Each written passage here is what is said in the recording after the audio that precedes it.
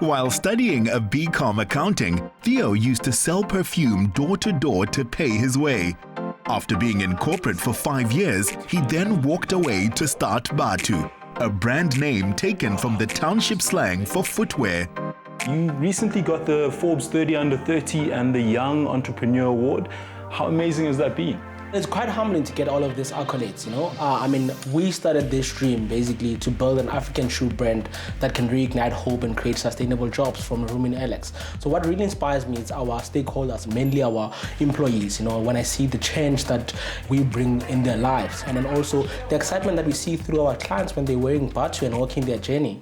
Being an entrepreneur has its ups and its downs, and I know those downs can be quite hard. Who are the people that are around you that make sure that you still have that drive and that fire? I used to live with my uncle. He's been very supportive early stages of the business. Oh, talking about the man, you know? Here he is. Good. How are you? Good. So I lived with this guy in my room in Alex when I started the business. We've been talking about how hard the entrepreneurial journey is. What are some of the most difficult points you saw him go through? Firstly, academically-wise, I know he struggled to get his bursary. Very well, that he worked very hard. He had to get a bursary, start a business, having nothing to start a business with. The first thing, he needed to save. Secondly, like he uses taxis to deliver, especially like door-to-door deliveries. He never had a car, anything like that.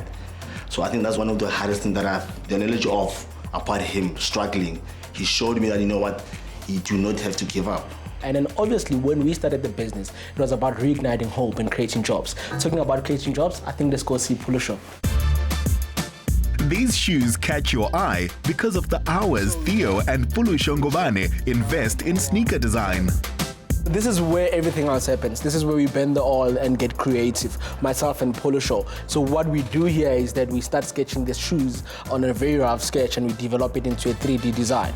Once the 3D design is done, then I go down and meet with the factory to present the design to them. Then they start the process of developing a shoe and getting a sample. So they will go out and source the materials and do a sample for us. Once the sample has been approved after quality testing, we do mass production.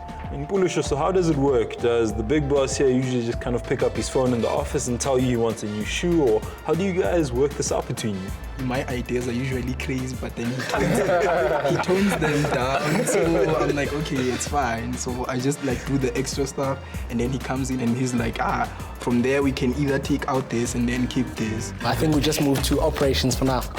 This growing business now employs 44 people, which supports many families. So first, this is where the actually magic happens. The final product is here, and we could variety of shoes. Having started in a room in Alexandra, one of the objectives was that we wanted to create a company that will reignite hope and create sustainable jobs. The people that have joined us, we've got employees that started as drivers in the business. Now they're running our e-commerce platform. So we are a business that really empowers people and see growth and do a little bit of skill development. And this is where the magic happens. Okay, gentlemen, you've sold me. I need to get a pair of these shoes on my feet. You need a pair? That means you need to hawk your journey, bro. At the new store, we met company MD, head of operations, and Theo's best friend of 19 years, Andrew Lale. We're standing in one of your flagship stores, and I can see that this mural tells the story of Bathu. As you see, Bathu started way 2015. Top left, and 2016, that's when we launched, and our website crashed due to frequent visit. People loved our story. They wanted to know more about Bathu because they can relate better to the name. And 2017, we bought our first parky, and we moved premises from Alexander to Sunning Hill, our first storage. And look at us today. 2019, we're sitting on 4 stores. It took perseverance. The Mesh Edition flagship design was declined 16 times by the factory before production was approved. Wow, these look amazing, guys. Where would I wear them? One thing that I love about these shoes is that they're very compatible with different types of outfit.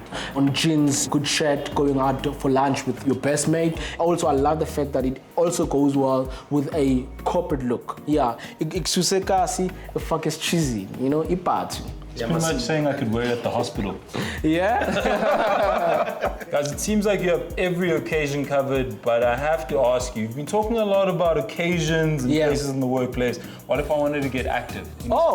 Active. We've got you covered, brother. Just right here. The Mesh Edition 2.0. They look very pretty, but I need to put them to the test. I think it's time we get a bit active, guys. Really?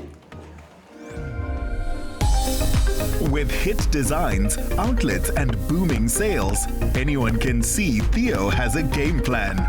Okay, Bathu boys, it just seems like you guys keep moving from strength to strength. So what's next for Bathu Shoes? It's just about increasing our footprint in terms of brick and mortar stores and basically optimizing our e-commerce. We'd love to penetrate Africa as a whole because at the end of the day, the vision is about building a shoe brand that Africans can proudly affiliate with. Knowing Theo's story inspires clients and entrepreneurs to walk their journey. Footwear that really gives you a lift.